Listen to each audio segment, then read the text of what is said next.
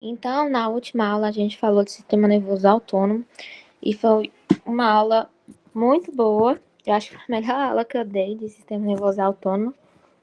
E se alguém não tiver assistido ainda, não deixe de assistir. Inclusive, as questões que a gente vai fazer agora, tem muita questão de sistema nervoso autônomo, porque cai muito, muito mesmo. E na hora que pega o jeito, vocês fazem as questões rapidinho. E aí, agora eu vou começar a questão dos anti-inflamatórios, que são os AINES e os glicocorticoides. Nós temos duas classes de fármacos que são anti-inflamatórios, que são os não esteroidais, que são os AINES, e nós temos os esteroidais, que são os glicocorticoides, tá? E aí, começando, os AINES pertencem à classe dos anti-inflamatórios não esteroidais e seu mecanismo de ação consiste na inibição da enzima ciclooxigenase, bloqueando a formação de prostaglandinas. Como que isso acontece? Primeiro eu vou falar sobre a inflamação aqui para vocês. Um anti-inflamatório é um fármaco que vai frear a inflamação no nosso corpo, né? Então, a gente precisa saber por que que causa inflamação no nosso corpo, o que acontece durante uma inflamação no nosso corpo. Provavelmente vocês vão estar vendo isso agora no imuno, né? Então, vocês já vão estar mais familiarizados com isso. O nosso corpo, ele entra em estado inflamatório, ele cria uma inflamação para poder se proteger, certo? Só que quando isso acontece, acaba tendo esses sinais inflamatórios que a gente tem, muitas vezes fica desconfortável para o paciente, pode ser de forma exacerbada a ponto de causar, assim, um rebaixamento no paciente. Mas o que que acontece? Esse corpo, ele aumenta, é como se ele estivesse tentando aumentar o meu fluxo sanguíneo para levar células do nosso sistema imune para a região que está sofrendo aquele ataque, seja ele infeccioso, seja algum dano celular, algum tipo de ruptura, não só infeccioso, né, que a gente já sabe disso, algum componente alérgeno que o nosso corpo reconhece como estranho e tudo mais. Então, o nosso corpo tenta preparar aquele local para receber mais fluxo sanguíneo e receber as células inflamatórias. E aí, por conta desse aumento do fluxo sanguíneo para lá, a gente tem esses sinais inflamatórios, que é por isso que acontecem esses sinais inflamatórios. E aí a gente tem o calor, o botomor, dor e a perda da função. O calor, ele é por conta também do aumento do fluxo sanguíneo lá, vai ter um metabolismo aumentado por conta dessa grande quantidade de células, as células tentando atacar aquela região e fazer uma defesa. O rubor também é por conta do fluxo sanguíneo aumentado, a gente tem uma quantidade de sangue maior naquela região, então acaba ficando vermelho, que é o que a gente fala da hiperemia. Tem o tumor aqui é, na verdade, o edema, né, que a gente fala, porque quando a gente tem uma inflamação, nossos vasos sanguíneos, eles aumentam a permeabilidade para deixar que as células passem dos vasos sanguíneos para o tecido, né? Então, eles aumentam a permeabilidade e junto com as células acaba passando líquido também, né? Líquido, proteínas, e isso vai formando o edema. E a dor é porque, por conta disso, dessa vasodilatação, essas citocinas inflamatórias acabam fazendo uma sensibilização dos neurônios. Os neurônios, eles ficam como se tivessem, como se eles começem a lesar os neurônios. Até a vasodilatação lesa o neurônio, porque ela comprime o neurônio e vai sensibilizando esse neurônio, por isso que a gente sente a dor. E a perda de função é quando isso é o que eu falei, né? Tem vezes que a inflamação ocorre de forma tão exacerbada que pode levar a uma perda de função. Esses são os sinais inflamatórios. E aí, como que isso tudo começa? Sempre quando a gente tem um ataque celular, seja infeccioso, seja por ruptura, algum dano celular, igual eu estava falando para vocês, quando a nossa membrana fosfolipídica das nossas células é rompida, acontece uma cascata. Então, nossa membrana fosfolipídica das nossas células foi rompida, vai acontecer uma cascata, que é a cascata do ácido araquidônico. Essa cascata, ela vai acontecer para poder criar inflamação, né? E chegar, fazer todo esse processo que eu acabei de falar para vocês. E aí, a partir da quebra na nossa membrana, por meio de uma enzima fosfolipase A2, é formado o ácido araquidônico. Esse ácido araquidônico, ele vai sofrer a ação de enzimas que vão formar outros substratos. Esses substratos, eles são basicamente o que causa a inflamação no nosso corpo. Lógico que a gente tem a ação das citocinas também, que causa inflamação, mas a gente tem também a ação desses dois componentes, são os leucotrienos e as prostaglandinas, que são derivados do ácido araquidônico quando a gente sofre uma lesão tecidual. E aí, esse ácido araquidônico vai ser convertido em prostaglandinas pela ação da ciclooxigenase. Nós temos vários tipos de prostaglandinas e eu vou falar isso no próximo slide. E a gente pode formar também, através da enzima lipoxigenase, os leucotrienos. Iniciando, assim, essa parte dessa vasodilatação, aumento da permeabilidade, que eu falei para vocês, a maior parte disso quem faz são as prostaglandinas. Mas eu já vou falar de uma questão aqui dos leucotrienos que é muito importante. Deixa eu ver o que vai ter aqui. Tá. O que acontece? Os AINES, onde que isso chega na matéria que a gente está estudando? Os AINES, os anti-inflamatórios não esteroidais, eles são inibidores de ciclooxigenases. Então, eles vão inibir a ciclooxigenase. Nós temos a ciclooxigenase 1 e ciclooxigenase 2.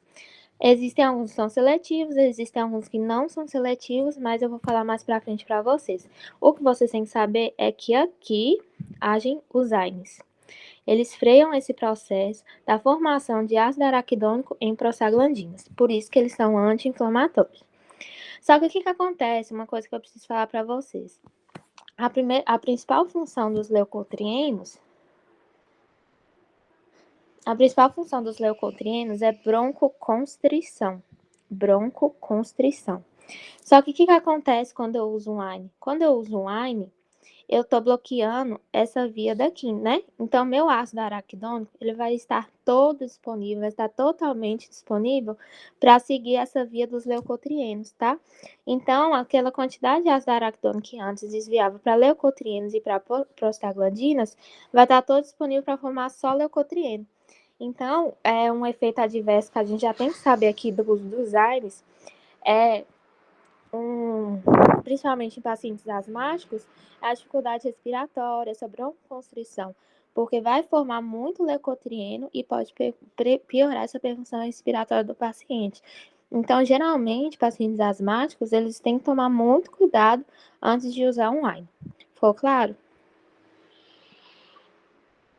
Sim. Sim. Beleza. Então, tá, aqui vocês entenderam. Aí é o seguinte, essas prostaglandinas, que são formadas pelas ciclooxigenases, eu falei para vocês que nós temos duas ciclooxigenases, né? E aqui tem uma tabelinha que eu achei que tá até legal. Eu vou falar para vocês as duas...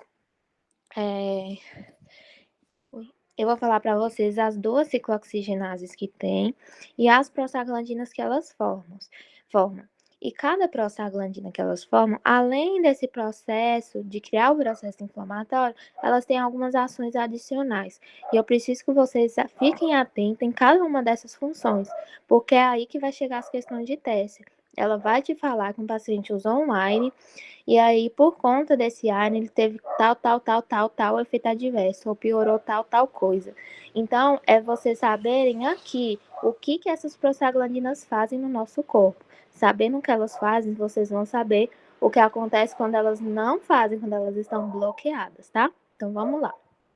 Nós temos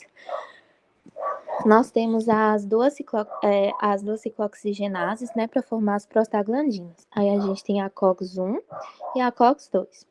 A COX-2, que é assim a que tem a parte realmente anti-inflamatória, ela vai produzir as prostaglandinas anti-inflamatórias, ou as prostaglandinas inflamatórias. Já a COX-1, ela vai produzir as prostaglandinas fisiológicas, as prostaglandinas que estão atuando no nosso corpo, mesmo na ausência de um processo inflamatório, tá?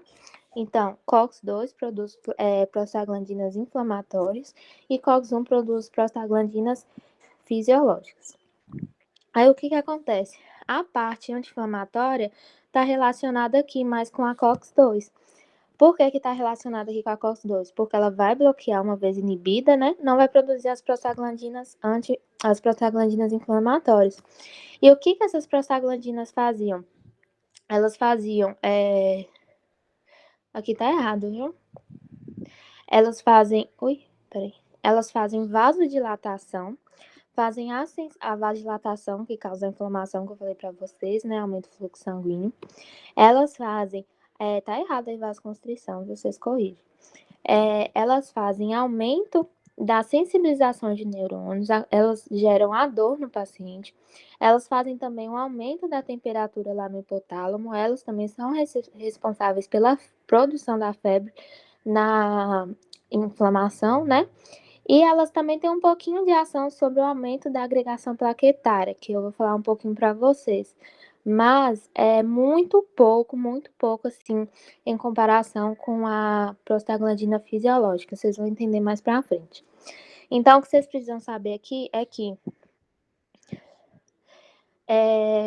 a gente tem uma vasodilatação, uma sensibilização de neurônios causando a dor, um aumento da temperatura causando a febre, tá? E aí, quando a gente usa um ARNI que vai bloquear essa via da COX-2, não vai formar prostaglandinas inflamatórias, a gente vai tomar ação anti-inflamatória. Beleza. Ótimo. Mas que bom seria se somente essa COX-2 fosse inibida, né? Mas não é isso que acontece com todos os ARNIs. A gente pode acabar inibindo também a ciclooxigenase 1. Eu vou explicar para vocês essa questão de seletividade, quais que não são, mas enfim. A ciclooxigenase 1, ela vai formar as prostaglandinas fisiológicas. E o que essas prostaglandinas fisiológicas elas fazem? Elas são muito importantes para certas questões do nosso corpo, como elas fazem a proteção da mucosa gastrointestinal. Elas fazem a liberação do muco no TGI. Então, lá no estômago, vocês sabem, se tiver histologia agora, mais atrás, a gente precisa do muco do TGI para fazer uma proteção gástrica, né? Por conta do ácido clorídrico. Então, o que vocês pensam? Se eu dou um Lyme e ele bloqueia essa formação de prostaglandinas fisiológicas, o que a gente vai ter? O paciente vai começar a ter gastrite, vai começar, se for muito prolongado, óbvio, pode começar a ter úlceras pépticas, tá? Porque você vai quebrar essa proteção da mucosa do TGI que a prostaglandina fazia. Aí, além disso, elas também fazem... Grava isso aqui, que é um pouco assim de fisiologia também. Elas fazem a vasodilatação das arteríolas aferentes no sistema renal. Então, elas fazem as prostaglandinas fisiológicas, elas fazem vasodilatação de arteríolas aferentes lá nos rins, né? O que é isso? Peraí que tem uma imagem aqui que é boa para mostrar.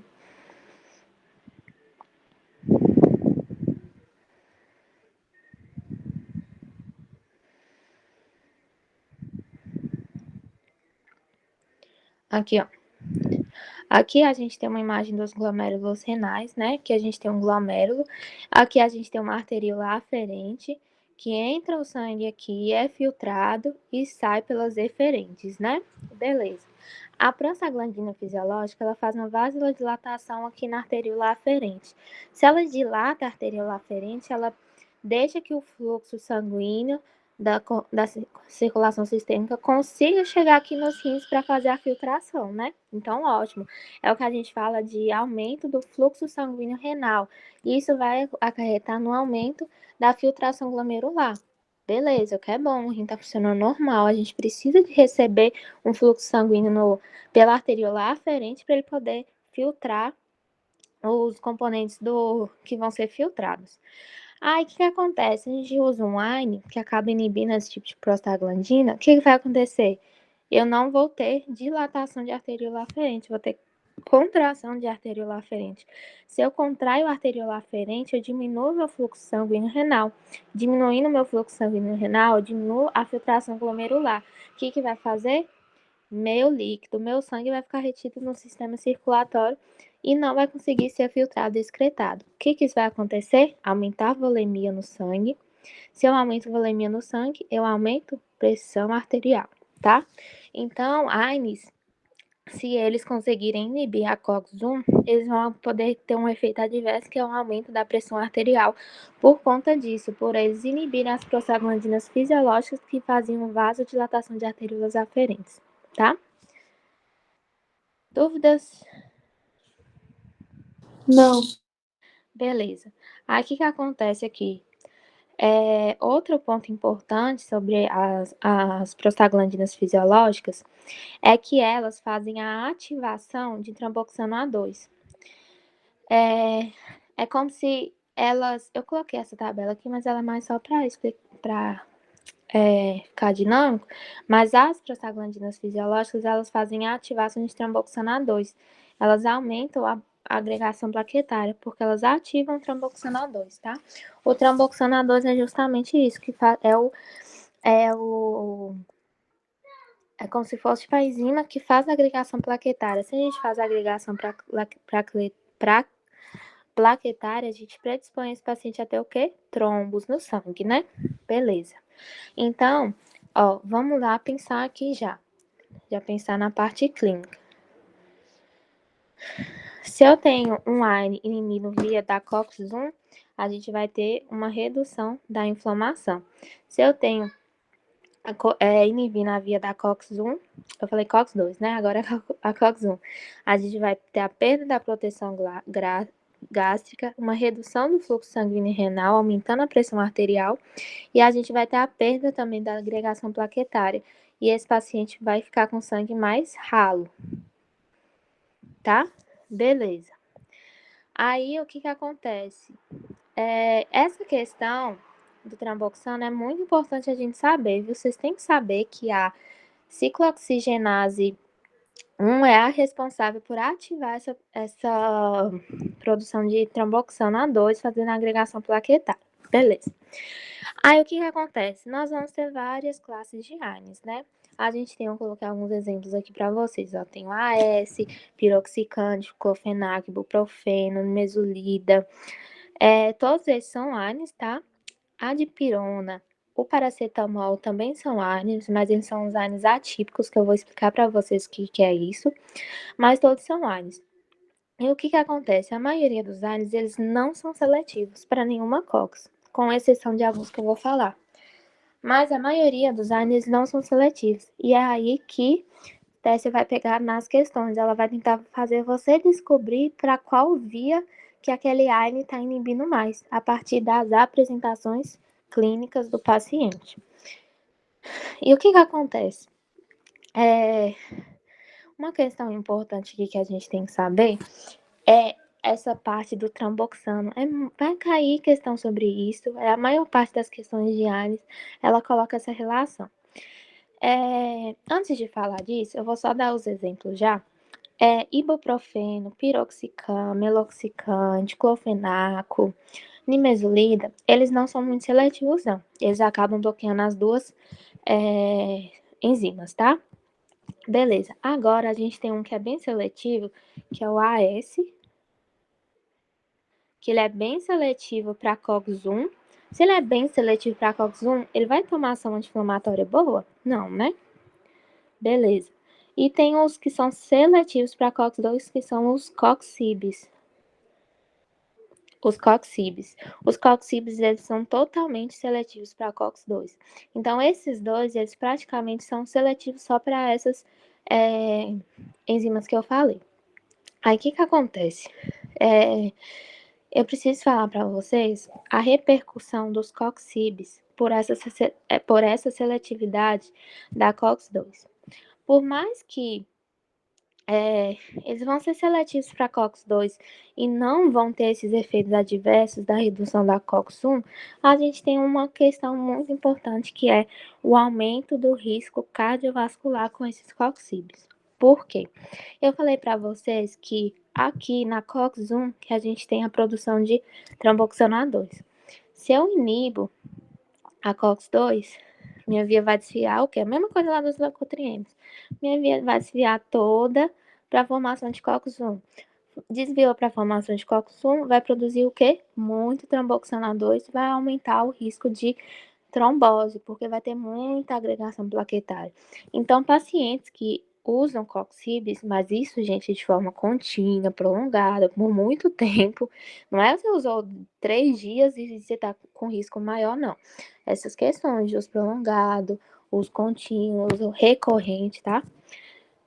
Então, o uso dos coxibs, eles aumentam esse risco cardiovascular, principalmente se já tiver uma história familiar, história prévia, de, por exemplo, infarto, acidente vascular cerebral, sobretudo de, como é que fala?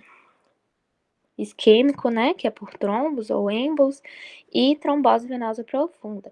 Então, esses pacientes que usam os coxibs, eles têm um risco maior para efeitos cardiovasculares, porque eles aumentam a quantidade de tromboxano por desviar a via para a formação da prostaglandina fisiológica, que estimula a produção de tromboxano.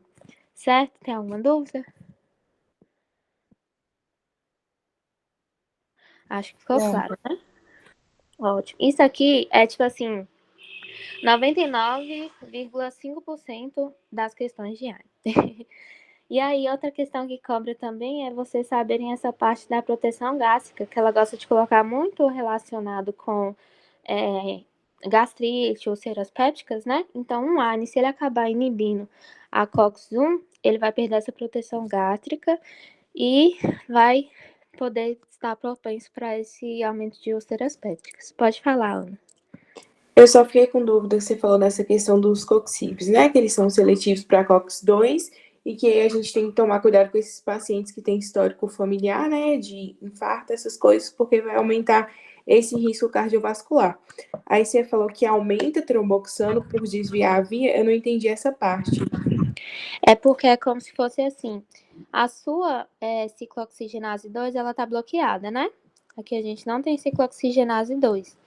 Então, a gente vai desviar essa via, tipo assim, o substrato de ácido araquidônico que a gente tinha, além de poder formar leucotrienos também, vai estar formando muita prostaglandina fisiológica, entendeu? Tipo assim, a única prostaglandina que ela vai formar é a fisiológica. Ela não tem a prostaglandina inflamatória para fazer esse balanceio. Como eu vou ter muita prostaglandina fisiológica, eu vou estar formando muito tromboxano A2. Se eu formo muito tromboxano A2, eu aumento a agregação plaquetária e aí eu aumento esse risco cardiovascular. Melhorou? Entendi, perfeito, obrigada. Certo? É como se perdesse esse equilíbrio, sabe? Porque as prostaglandinas anti-inflamatórias, as inflamatórias, né? Elas inibem um pouquinho do tromboxano A2. Aqui tá falando aumento da agregação plaquetária, mas é porque em todo local fala um trem diferente. Mas, na verdade, essa até fala isso, elas inibem um pouco dos tromboxanos. Então, além de você formar muita prostaglandina fisiológica, você ainda tá tirando, não tá nem produzindo aqui inibir aquele tromboxano, tá? Beleza. Aí aqui, ó, tem uma explicaçãozinha aqui. Como as plaquetas são expressas principalmente pela COX-1, que é pela agregação plaquetária, né, lá do tromboxano A2, a inibição seletiva da COX-2 em relação ao coração e vasos também, né, por exemplo, os vasos cerebrais, com o acidente vascular, né,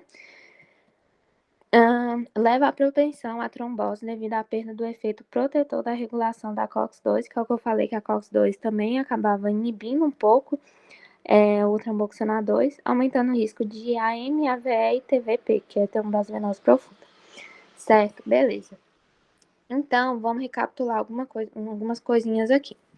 Se eu uso um AINE que ele é mais seletivo para COX-2, não vou ter isso aqui formando, né? Ótimo anti-inflamatório, perfeito. Porém, eu vou ter um risco cardiovascular aumentado pelo aumento das minhas plaquetas, da agregação plaquetária, né? E eu vou continuar, tá ok, vou continuar fazendo proteção da mucosa gástrica, não vai ter alteração no fluxo sanguíneo renal. Beleza. Porém, se eu inibo, posso até inibir um pouquinho dessa e inibo essas aqui também.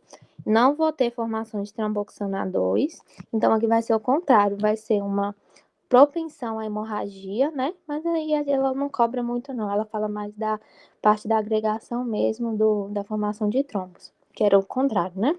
Então, se a minha COX-1 está inibida, por exemplo, no AS, nós não vamos ter agregação plaquetária e a gente vai ter um aumento de risco de hemorragia, o sangue vai ficar mais ralo. Por isso que vocês devem ver muita gente tomando AS para prevenção secundária. Tipo assim, o paciente já tem infarto, ele tem que tomar AS pro resto da vida dele, é por isso. Porque ele vai diminuir a agregação plaquetária. Mas, em contrapartida, o que vai acontecer? Perca. Perca da proteção da mucosa do CGI, ou seja, uma propensão maior a úlceras pépticas e uma redução do fluxo sanguíneo renal, fazendo um aumento da pressão arterial.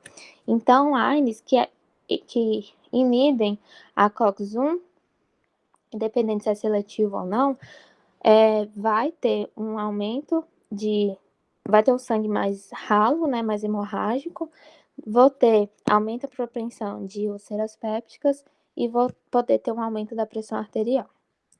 É isso. Aí aqui eu coloquei alguns, aqui é só para falar. Quer ver? Aqui, ó. Os inibidores seletivos da COX-1 tem um AS nessa dose de menor do que 100 mg, que ele é seletivo para COX-1. Se for mais do que 100 mg, aí ele perde essa seletividade para COX-1. Aí, tipo assim, se usar, o que significa isso? Em doses altas, o AS ele consegue inibir COX-1 e COX-2 também. Mas aí a gente não usa muito o AS como anti-inflamatório. Eu mesma quase nunca vejo ninguém usando AS como anti-inflamatório. É mais usado nessa questão aqui mesmo para inibir COX-1 e diminuir a agregação plaquetária. Aí a gente tem aqui os COX-CIBs. Tudo que termina com CIB aqui dá menor.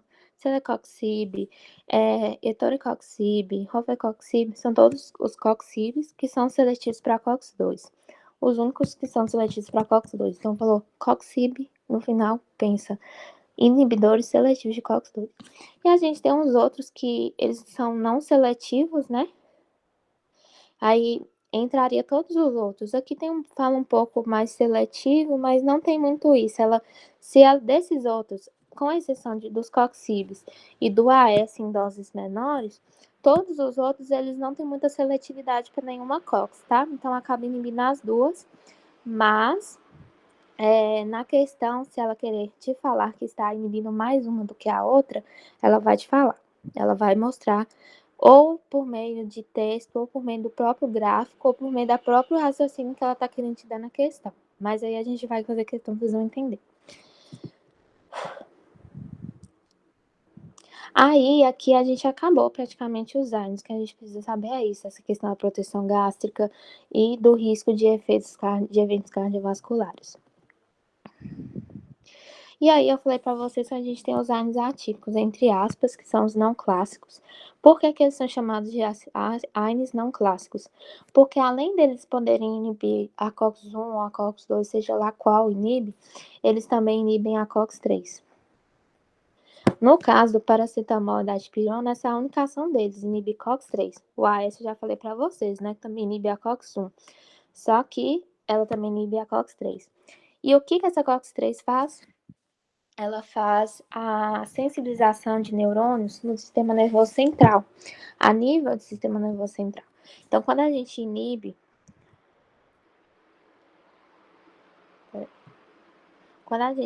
a COX-3, que fazia a sensibilização de neurônios do sistema nervoso central, a gente vai ter um quadro de analgesia, tá? E essa COX-3, ela também é responsável por fazer o aumento da temperatura corporal. Então, esses AINES não clássicos, eles fazem analgesia e são antipiréticos também, mas eles são pouco anti-inflamatórios, porque eles inibem, a ação mais principal deles é na COX-3. O AS, assim, a gente usa mais relacionado com aquela dose da COX-1, mas ele é considerado um AINE não clássico porque ele também inibe a COX-3. Tanto que paracetamol e dipirona não usa como anti-inflamatório, não, só usa como analgésico e antipirético para diminuir dor e febre. Não usa como anti-inflamatório, são só os outros. Mas é porque o paracetamol e a dipirona, eles não inibem uma daquelas outras COX, inibe mais a COX-3. Beleza. Aí aqui é só algumas particularidades de Oi? É só algumas particularidades desses três que a gente tem que saber. O AS a gente já sabe que ele inibe COX-1, então ele vai reduzir a agregação plaquetária e vai ter uma chance maior de questões hemorrágicas, né? Por isso que eu coloquei esse desenho aqui do sangue. E uma questão importante do AS. O AS é totalmente contraindicado em crianças. Ultimamente, usava muito o AS como anti-inflamatório em crianças, naquelas doses altas lá que eu falei. Só que aí começaram a perceber que essas crianças estavam tendo uma encefalopatia hepática secundária a essa síndrome de Rey. Por conta disso, tipo assim, por conta do AS mesmo. As crianças, se elas usarem o AS, elas têm propensão a ter essa síndrome de Rey, que é essa encefalopatia hepática. A paciente, ela fica confusa, ela começa a ter convulsão, ela tem uma febre muito alta, e ele tem essa síndrome, entendeu? Então, o que vocês têm que saber que o AS, ele pode causar a síndrome de Rey em crianças, por isso que crianças não podem utilizar AS. Aí tem o paracetamol a gente tem que saber que ele é um pouco hepatotóxico. Óbvio que não vai ser hepatotóxico você tomar 2, 3 dias. É a mesma coisa dos outros, os prolongados, recorrentes, principalmente se o paciente já for hepatopata, já for alcoólatra, já for cirrótico, tiver um câncer gástrico, tá? Por que o paracetamol vai ser hepatotóxico? Porque quando ele é metabolizado, ele forma esse NAPQI. Esse NAPQI, ele é um produto tóxico e é carcinogênico também. Então, por isso que ele tem essa ação hepatotóxica, tá? Ele pode acabar lesando mais ainda o fígado. E pacientes que já têm história familiar de câncer no fígado, história pregressa de câncer no fígado, não vão poder usar o paracetamol, né, gente? Porque ele aumenta esse NAPQI, ele libera esse NAPQI que é altamente carcinogênico. E aí eu coloquei aqui embaixo falando que ele é mais seguro em crianças, mas é porque as crianças, a via do metabolismo das crianças ainda não está muito formada. E elas não, tipo assim, quando o paracetamol é metabolizado, nas crianças ele não forma esse NAPQI. Então, nas crianças a gente pode usar assim com uma segurança maior, porque não vai ter a produção de NAPQI. Por conta do metabolismo imaturo delas mesmo, não produz esse composto. E aí a gente tem a dipirona. A dipirona não tem muito o que falar, não. É um dos analgésicos que a gente mais usa no Brasil. Fora do Brasil quase não usa dipirona, mas por quê? Não sabemos por quê. Aqui no Brasil não acontece isso, mas fora do Brasil ela está muito relacionada com quadros de agranulocitose, que está relacionado com o sistema imunológico. Tipo assim, praticamente todos os países estavam tendo esse quadro de agranulocitose muito recorrente com o uso de dipirona, eles suspenderam a dipirona, quase não uso de dipirona, por conta desse efeito adverso. E além disso também, a dipirona ela tem muita taxa de reações de hipersensibilidade, né? Tem muita gente que tem alergia à dipirona, mas é só isso mesmo. Então a dipirona ela tem muita relação com efeitos adversos assim mais sanguíneos, né? Essa granulocitose, hipersensibilidade, mas aqui no Brasil continua sendo usada porque não foi observada essa taxa aumentada de granulocitose decorrente da dipirona, além dela ser barata. E eu acho que eu acabei, Agnes. Se alguém tem alguma dúvida? Não, tá ótimo. Vitória, só com relação às indicações, se eu não me engano, eu acho que você falou que paracetamol é mais seguro em crianças e em gestantes também, não é a primeira escolha? É isso mesmo? É, gestante sim, mas eu acho que é por conta de eles não passarem na. Como é que fala? Na. Ai, Na gente, barreira hematocefálica, não? No quê? na placenta. Na placenta, sim. Isso eu acho que é mais por isso, sabe? Porque, tipo assim, ele vai continuar, gestante adulta, vai continuar tendo, mas ele continua sendo hepatotóxico. Óbvio, gente, que não é usar uma, duas, três vezes. São coisas absurdas, né? Mas, em relação aos outros analgésicos, ele é preferido porque ele não tem essa passagem pela placenta e aí não intoxica, né, assim, entre aspas, o feto. Mais alguma dúvida? Ouvi, eu tenho. Tem a síndrome de Stevens-Johnson, né, na dipirona. Você acha que é importante saber? Tipo, ela Inclusive, costuma cobrar? eu esqueci até de falar dela, é verdade. até é bom você falar, essa síndrome na dipirona também tem essa síndrome de Steven Johnson em crianças, tá? Só que assim, aqui no Brasil também não é muito recorrente. Ela não explica sobre o que é essa síndrome, mas assim, é importante vocês saberem que a dipirona tem um risco de causar essa síndrome de Steven Johnson, embora aqui no Brasil não tenha muito. Tá, eu vi que é a formação de imunocomplexos que vão depositar na pele e aí vai causar umas reações bolhosas. Só Ai, ó. para saber o que é mesmo. Mas Então tá obrigada. ótimo. Qualquer coisa vocês dão uma pesquisadinha maior, assim, pra saber, que é sempre bom, né? A gente tá sabendo mais esses que a gente não entende. Eu mesmo nunca parei pra procurar, mas é importante vocês olharem. Mais alguma dúvida? As questões de Arne eu deixei pra gente fazer quando a gente for fazer todas as outras questões mesmo.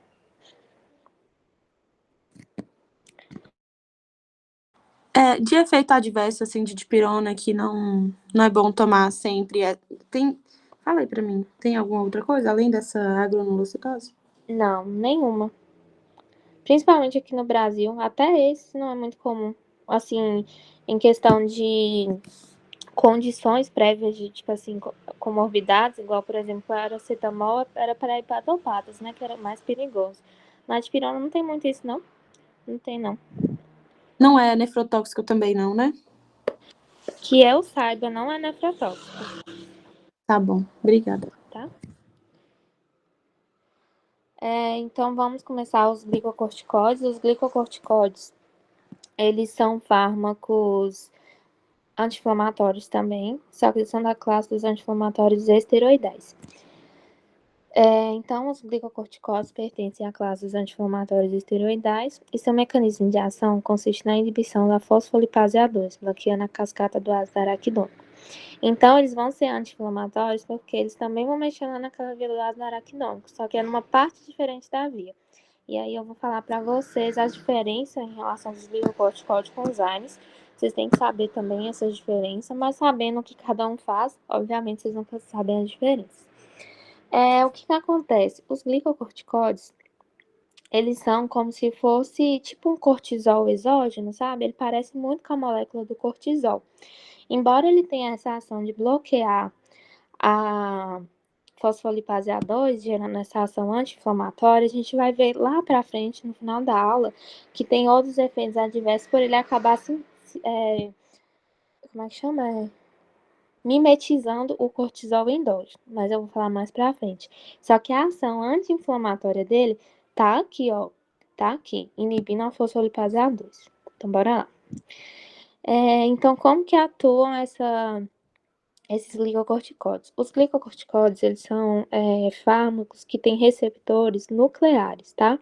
Então, por isso que glicocorticóides, geralmente, eles têm um tempo de ação mais longo para começar a agir, por conta desses receptores são nucleares, então precisa entrar na célula, demora mais do que que é só no receptor de membrana, né? Que a gente sabe que tudo que é nuclear é mais difícil, demora mais, tem que fazer aquelas transcrição, esses trem.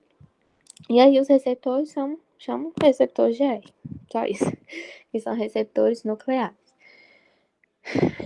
E aí, quando o glicocorticoide ativa esses receptores de R, vai acontecer duas reações, que é a transativação e a transpressão.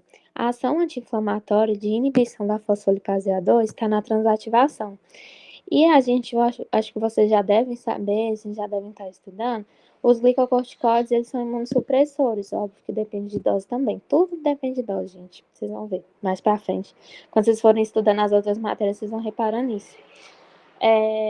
Mas, se eles fizerem a reação de transpressão, eles vão ter ação imunossupressora também. E aí a gente vai achar vários efeitos adversos. Ou talvez proposital também a gente dá corticoide para imunossuprimir o paciente, dependendo do que for. Então, bora lá. Nessa reação de transativação, ela vai inibir o glicocorticoide, vai inibir a fosfolipase A2. Se ele vai inibir a fosfolipase A2, vai inibir desde aqui, né? Se ele inibe desde aqui, não tem formação nenhuma de ácido araquidônico. Então, não vou formar nem leucotrieno, nem prostaglandina.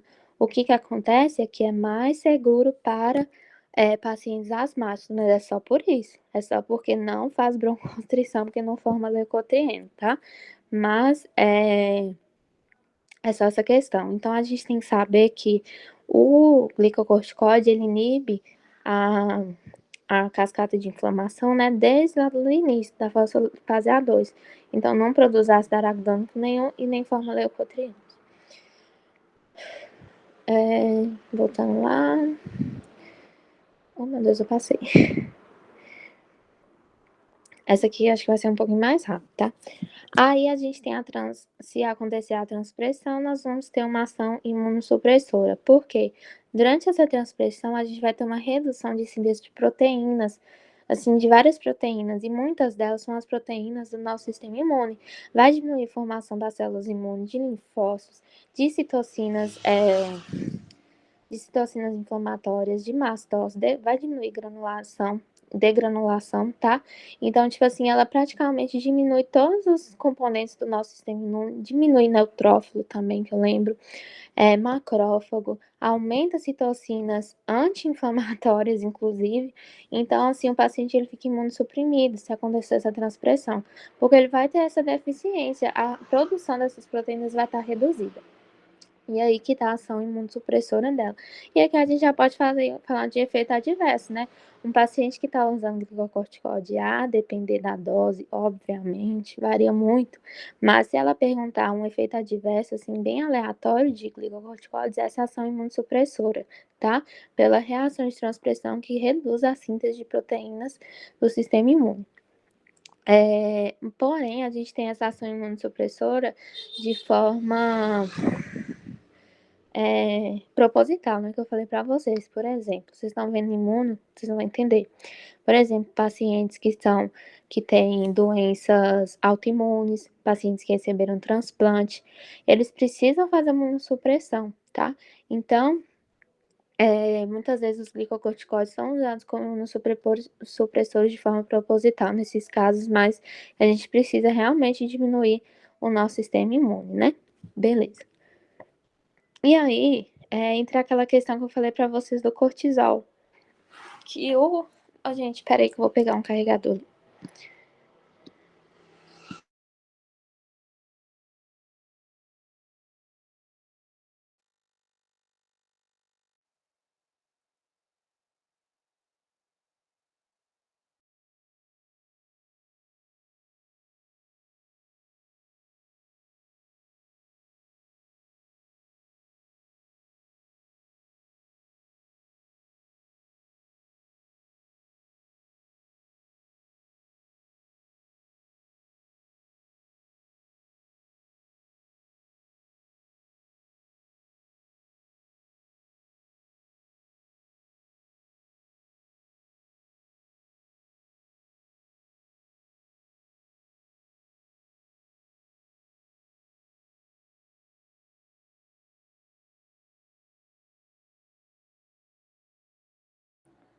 Voltei, gente. Começou a estar acabando a bateria.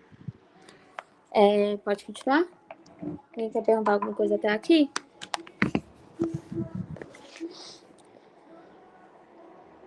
Acho que tá tranquilo também, né? Bora lá. E aí eu falei pra vocês que os glicocorticoides, eles meio que mimetizam a molécula do cortisol endógeno. E o que é esse cortisol? Vou explicar pra vocês. A gente tem no nosso corpo a glândula adrenal, que é a suprarrenal, enfim. Essa glândula, ela é responsável por produzir as catecolaminas lá na medula, que é a adrenalina e noradrenalina. Aí, dependendo da zona que for, fasciculada, reticulada, não precisa saber isso para fármaco.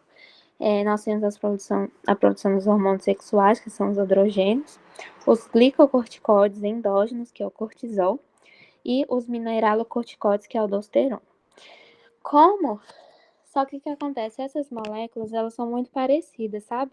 Então, quando a gente dá um glicocorticoide para o paciente, que é como se fosse um cortisol exógeno, pode acabar tendo efeitos mineralocorticoides e androgênicos também, tá? E é aí que a gente vai, das catecolaminas, não. Deixa eu até apagar aqui. É só desses outros, dos androgênicos, dos mineralocorticoides e, obviamente, dos glicocorticoides endógenos também. E aí, disso aqui a gente vai achar vários efeitos adversos, que é o que ela cobra na prova. E a gente vai ter umas síndromes também, eu vou falar para vocês. Então, quando a gente toma glicocorticoides, nós podemos ter como efeitos adversos os efeitos do cortisol endógeno, como se tivesse aumentado o nosso cortisol, né? Podemos ter ações de androgênios e de mineralocorticoides também, que é aldosterona. Aí no próximo slide eu vou falar a ação de cada um e o que pode acontecer de repercussão. E aqui eu preciso falar para vocês também como que essa essa suprarrenal é estimulada a produzir o cortisol. É através do eixo hipotálamo, hipófise, adrenal. Então, lá no hipotálamo é liberado o hormônio CRH, que estimula a hipófise a produzir ACTH, e o ACTH estimula a adrenal a liberar cortisol, tá? Então, a gente tem essa liberação desse eixo do cortisol, ele é dependente desse eixo da liberação do CRH na hipófise, da hipófise para a suprarrenal pelo ACTH. E aí a gente vai ter a liberação de cortisol. E quando esse cortisol ele vai aumentando na corrente sanguínea, acontece o seguinte: o corpo percebe que tem muito cortisol e faz o feedback negativo, tanto no hipotálamo quanto na hipófise. Então, com o aumento da quantidade de cortisol, acontece o feedback negativo, o hipotálamo começa a parar de produzir CRH e a adenopófise também começa a parar de produzir ACTH e não estimular a adrenal mais, para poder reduzir, né, criar a homeostase e o equilíbrio no corpo. Isso aqui vocês têm que saber. Alguma dúvida nessa explicação? Você pode repetir, por favor? Essa parte aqui do eixo, né? Isso, só o finalzinho. Tá, é o seguinte, então, se a gente, o cortisol, ele é dependente desse eixo, né? Pra gente ter um aumento do cortisol no nosso corpo, a gente precisa do hipotálamo liberando o CRH e da hipófise liberando o ACTH para a glândula adrenal, e aí sim libera o cortisol. Se a gente tem um aumento de cortisol tá aumentando, vai acontecer um feedback negativo. É como se fosse um mecanismo que o nosso corpo cria para gerar uma homeostase, para não ir produzindo mais cortisol ainda e aumentar mais ainda a quantidade no sangue, né? E aí vai fazendo feedback negativo, o hipotálamo começa a parar de produzir CRH e a hipófise começa a parar de produzir o ACTH e aí não forma mais cortisol. Beleza? Entendi, tá. E a mesma coisa para quando você tem pouca concentração de cortisol também. Quando tem pouca concentração de cortisol, vai ter feedback positivo, e aí esse eixo hipotálamo e hipófise vai estar aí aumentado. Mas é que a gente vai precisar mais saber do feedback negativo mesmo, que é quando tem muito cortisol. Beleza, então bora lá. Então, os glicocorticoides, eles vão ter essas ações. Eles podem induzir a formação de andrógenos, o cortisol endógeno e de mineralocorticoides. Então, bora lá. Efeitos do cortisol endógeno, que é como se o cortisol, o glicocorticoide que a gente toma, vai ter todos esses efeitos aqui, porque ele é como se fosse o cortisol exógeno, né? Então, vocês entenderam. CRH? CRH é o hormônio que o hipotálamo libera para estimular a hipófise a produzir e liberar o ACTH, que vai estimular a adrenal. É só hormônio mesmo de estimulação para a produção do corticoide, do cortisol.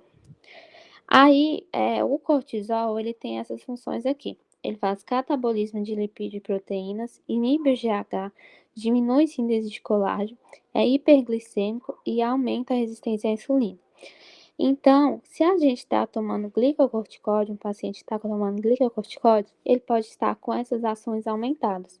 A gente vai ter um catabolismo maior, aumentado de lipídios e proteínas, só que é um catabolismo mais centrado nos membros, tanto membro inferior quanto membro superior. Então, aquele paciente, ele vai ter um catabolismo de proteína, uma lipólise e uma proteólise muito alta nos braços, nas pernas, por isso que ele vai ficando com o braço bem fininho e o aumento da gordura centrípeta, né, do abdômen, porque ele só faz o catabolismo dos membros. E vai aumentando a gordura centrípeta, que é a do abdômen, e os braços e os membros, eles vão murchando todo, porque você está quebrando proteína, o músculo inteirinho e a gordura. Outra ação também do cortisol é a inibição do GH. Então, quando a gente está tomando glicocorticóide, o GH nosso pode estar reduzido. Essa repercussão é mais para pessoas que estão em fase de crescimento, né, como as crianças, porque o GH precisa dele para ter o crescimento, né? E aí, se está inibindo o GH, a gente pode ter essa redução do crescimento.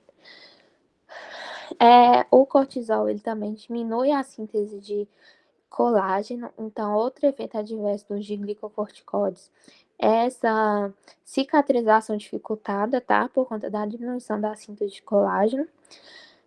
E o cortisol, ele é hiperglicêmico e aumenta a resistência insulínica.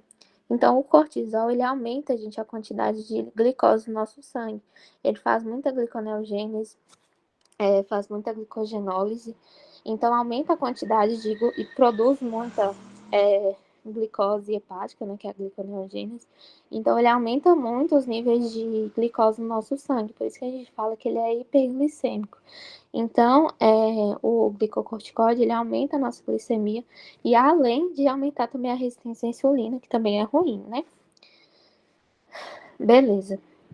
Então, um paciente que está usando o glicocorticoide, ele pode ter todas essas ações aumentadas e aí daí a gente vai achar efeitos adversos. Porém, também pode ter as ações dos androgênios e dos mineralocorticoides. Dos androgênios são os hormônios sexuais, e principalmente o aumento de pelos e acne, tá? E dos mineralocorticoides, que é a aldosterona. O que a aldosterona faz, gente, lá nos rins? Ela aumenta a reabsorção de sódio. Se eu aumento a reabsorção de sódio, minha aldosterona vai estar aumentada, eu vou reabsorver muito sódio. Se eu reabsorvo muito sódio, reabsorvo muita água. O que acontece? Aumenta a minha volemia sanguínea.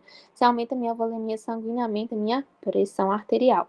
Se aumenta a minha pressão arterial, eu posso ter maior chance de edemas, passagem do extravasamento de fluxo de líquido do vaso sanguíneo para o interstício, tá? Então, se eu tenho um glicocorticoide que ele tem uma ação mineralocorticoide, eu vou ter um aumento da minha pressão arterial. Esse paciente pode ter um inchaço muito grande de edema por conta dessa reabsorção de sódio. E até a questão também de glaucoma, porque a gente vai ter essa reabsorção de sódio, esse aumento da volemia também nos vasos do nosso olho, aumenta a pressão intraocular, né? E aí, o que acontece? Tem outra questão aqui também, que quando a gente quando a gente aumenta a reabsorção de sódio, a gente diminui a reabsorção de cálcio. Então, aqui a gente vai ter uma redução da reabsorção de cálcio, a gente vai ter uma hipocalcemia no sangue. E o que o nosso corpo faz para compensar essa hipocalcemia? O nosso corpo vai começar a fazer a reabsorção óssea, que é a degradação do nosso tecido ósseo, para liberar cálcio do osso para o sangue, tá? Então, por isso que pacientes que usam glicocorticoides, eles podem ter como efeito adverso o desenvolvimento de osteoporose, por conta dessa redução do cálcio no sangue. A gente começa a aumentar a ação dos osteoclastos, né, que vão degradar a matriz óssea para liberar o cálcio no sangue e corrigir essa hipocalcemia. Alguém tem alguma dúvida? Eu. Essas correlações clínicas tem no seu resumo? Não. Não. Você pode falar um pouquinho mais devagar, Vicky? A parte do Falo. glaucoma mesmo que você falou, se puder falar de novo. É que você falou um pouquinho rápido e eu não consegui anotar. Por Tá. favor. É bom que vocês anotam certinho, que é importante. Aí eu vou falar de um por um, viu? Aí, começando então aqui pela ação do cortisol. O cortisol ele faz catabolismo de lipídios e proteínas, então a gente vai ter proteólise e lipólise, principalmente em membros superiores e inferiores. e um aumento da gordura centrípeta, porque o catabolismo é só nos membros. Então, a pessoa fica fica bem flácido, né, nos braços e nas pernas. Inibe o GH, então reduz esse crescimento, né, principalmente em crianças que estão em fase de crescimento, e diminui a síntese de colágeno. Então, tem um aumento ou tem uma dificuldade na cicatrização, né, de feridas, porque reduz a síntese de colágeno, que é muito importante para a cicatrização. Ele é hiperglicêmico porque ele faz gliconeogênese e glicogenólise, ele aumenta a produção de glicose hepática e aumenta a quebra de glicogênio em glicose, tá? Então aumenta muito a quantidade de glicose no sangue. Perigoso para quem? Diabéticos, né? E eles também aumentam a resistência insulínica, que também é ruim para diabéticos. Aí a gente tem as ações dos androgênios e dos mineralocorticoides. Deu para pegar esses aqui? Consegui aqui anotar. Beleza. Aí os dos androgênios, que são os hormônios sexuais, tem aumento de pelo e de acne, que esse é mais de boa. É só aumento de pelo e de acne mesmo. Que é o aumento de pelo é o hirsutismo e acne são muita espinha, essas coisas. E a ação dos mineralocorticoides, que é a aldosterona, né? O mineralocorticoide é a aldosterona, e ela faz a reabsorção de sódio lá nos rins. Se reabsorve sódio, a gente vai ter uma reabsorção de água também. Se a gente reabsorve muita água, o nosso sangue vai aumentar a volemia. Se a gente aumenta a volemia do nosso sangue, a gente aumenta a nossa pressão arterial. Beleza? Então, pacientes hipertensos podem ter um aumento da pressão arterial, uma descompensação por conta de glicocorticoide. Pacientes com glaucoma também vai aumentar a pressão intraocular por conta desse aumento da volemia também, desse sódio aumentado. E o paciente pode ter uma formação de edemas, ele vai ter um inchaço por conta dessa pressão alta, né? A pressão alta nos vasos, com muito volume, faz extravasamento de líquido do vaso para o interstício, e aí forma o edema. E também tem a questão do cálcio. Quando a gente tem a ação da aldosterona, acaba reduzindo a reabsorção do cálcio. Então, a gente vai ter pouco cálcio no sangue, uma hipocalcemia. Se a gente tem uma hipocalcemia, o que o nosso corpo vai fazer para compensar? O nosso corpo começa a aumentar a quantidade de osteoclastos, que são aquelas células que degradam a matriz óssea, que degradam o osso mesmo, para poder tirar o cálcio do osso e levar para o sangue e corrigir essa hipocalcemia.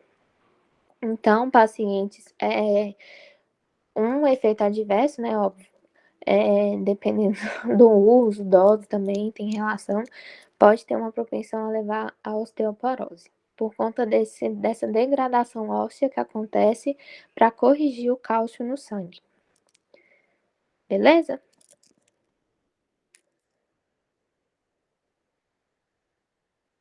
Acho que sim. Aí, então, todos esses efeitos, eles podem estar presentes com o uso de glicocorticoides. Além lá da ação anti-inflamatória e da ação imunossupressora, se perguntar, cite efeitos adversos de glicocorticoides, vocês podem falar qualquer um desses, tá? Então, bora lá. Aí, o que acontece? A gente tem duas questões importantes, que é a síndrome de Cushing e a supressão adrenal, que é a insuficiência adrenal. O que acontece? A síndrome de Cushing é a síndrome caracterizada pelo aumento do cortisol no nosso sangue. Então, é como se fosse, tipo assim, uma síndrome mesmo que caracteriza todos esses efeitos aqui, todos esses aumentos do cortisol. E ela pode acontecer decorrente no uso dos glicocorticoides, né, do fármaco. A síndrome de Cushing, ela é esse aumento do cortisol decorrente dos glicocorticoides dos fármacos. A gente tem a doença de Cushing. A doença de Cushing é essas mesmas repercussões, mas causada por conta, tipo assim, de um problema na adrenal e a própria adrenal que está produzindo mais cortisol, sabe? Mas a síndrome de Cushing é causada por um aumento do cortisol em consequência do uso de glicocorticoides. E aí, o paciente, ele vai ter essas repercussões que eu falei para vocês. Ele pode ter um aumento do risco de osteoporose, antebraços e pernas finas, pode estar formando mais estrias por conta daquela questão do colágeno e também do acúmulo de gordura centrípeta. Ele vai ter uma face de lua cheia, que isso é por conta de inchaço mesmo, dessa retenção de líquido no intestino, e tem uma má cicatrização de feridas, né, por conta do colágeno. Então, é isso. Mas o que mais precisa saber mesmo da síndrome de Cushing é aquele paciente que tem um aumento da gordura centrípeta, braços e pernas finas e a face de lua cheia, que é aquela face bem inchada, sabe? É só isso, precisa saber mesmo. É como se fosse uma consequência sindrômica do uso dos glicocorticoides. E aí a gente tem essa insuficiência adrenal. Essa insuficiência adrenal, a gente precisa saber sobre esse eixo aqui. Vocês lembram que eu falei para vocês que quando a gente está aumentando a quantidade de cortisol, a gente faz um feedback negativo com o hipotálamo, né? E na hipófise. Se eu tô tomando glicocorticoide, o que acontece? O paciente está 30 dias tomando glicocorticoide. Então, durante esses 30 dias, aconteceu um feedback negativo, não estou produzindo CRH e não estou produzindo ACTH também. Então, o que está acontecendo? Não estou estimulando a minha adrenal e não estou produzindo mais cortisol endógeno. Não estou produzindo. É como se minha adrenal estivesse, tipo assim, parada, porque não tem nada mais estimulando ela ali. E é isso que chama insuficiência adrenal. A adrenal, ela parou de ser estimulada, porque você está dando cortisol exógeno, né? Tá aumentando a quantidade de cortisol e tá tendo um feedback negativo. E o que isso pode acontecer, assim, de repercussão clínica? Se você tirar o glicocorticoide do paciente de uma vez, glicocorticoide, não sei se vocês sabem, mas a gente também tem que fazer desmame. E a gente tem que fazer o desmame diminuindo as concentrações aos poucos por conta dessa insuficiência adrenal. Porque o nosso corpo precisa de cortisol, né, gente? Também é um hormônio endógeno que nós produzimos. Então, se a gente tira o cortisol exógeno de uma vez, que é o glicocorticoide, né, o remédio que estava tomando, você tirou de uma vez aquele cortisol, que era o único que tinha, porque não tava, a adrenal não estava produzindo mais nada.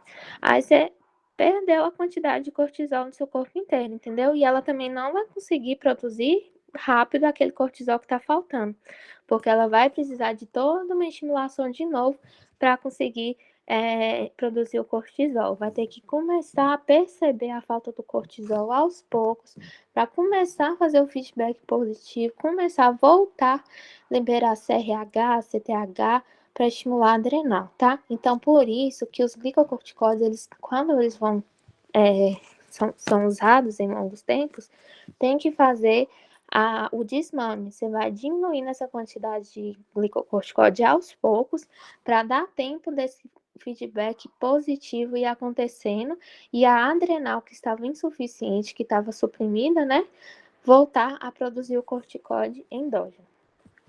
Alguma dúvida?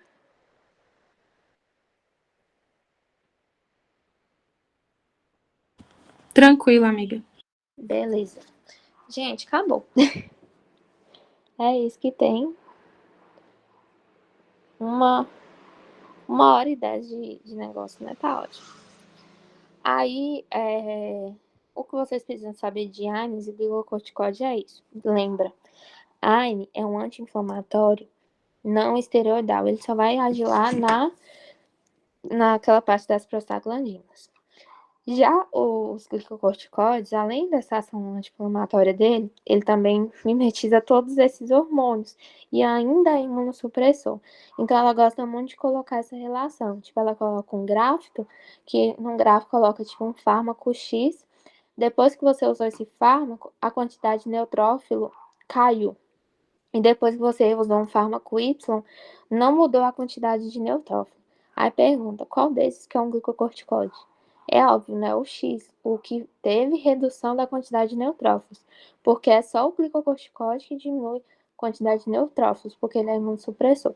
A gente vai ver isso nas questões, mas é só para vocês saberem que, tipo assim, é entender mesmo a ação de cada um, e aí, entendendo a ação de cada um, a gente dá para saber o que ela está querendo colocar naqueles gráficos e nas repercussões clínicas. Beleza? Alguém tem alguma dúvida sobre AINE, sobre glicocorticoide? Vai ter questão mais pra frente pra gente fazer. Ai, que ótimo. E eu vou falar de novo, gente. Desculpa. Eu devo estar chata já falando isso. Mas assistam. Não vai pra prova se assistir aquela aula de sistema nervoso autônomo. Eu vou fazer muita questão. A maioria aqui é de sistema nervoso autônomo. E aí, se alguém tiver dúvida nessas aulas, tiver, tipo assim, ficando muito confuso, que não tá conseguindo acompanhar, porque eu mesma, quando eu tava fazendo, eu demorava muito pra gravar. Eu falei para as meninas que tem que gravar o local que os receptores estão e o que ele faz lá. Você sabendo o local que o receptor está e o que ele faz naquele local, você vai saber o que um agonista e um antagonista vai fazer. Então, fica repetindo, repetindo, repetindo. Antes dessa aula das questões, quem puder, vai lendo, relendo aí as ações dos receptores e os locais que eles estão, tá? É isso, gente. Muito obrigada. Ficou para que horas a parte de questão? Ficou para 4. Tá. Tá? Ô, galera, o resumo também tá muito bom, viu? Se vocês quiserem ler aí antes da aula, tá muito bom mesmo. Pois é, lá no dos resumos tem essa parte, sistema nervoso autônomo também. Só não tem de glicocorticoide e AINE, que na época eu lembro que não deu tempo de fazer. Mas era isso. Aí eu ia perguntar se alguém conseguiu gravar a aula. Você gravou um pedaço? Iris gravou um pedaço aqui. Ah, então tá. Mas aí a partir de 4 horas vai conseguir, né? Que eu acho que é quando... Você consegue gravar toda? Você grava com a tela? Iris vai gravar com a tela, a de questões que ela grava no computador, viu? Perfeito, ótimo. Viu? Então tá, gente. Beijo até daqui a pouco.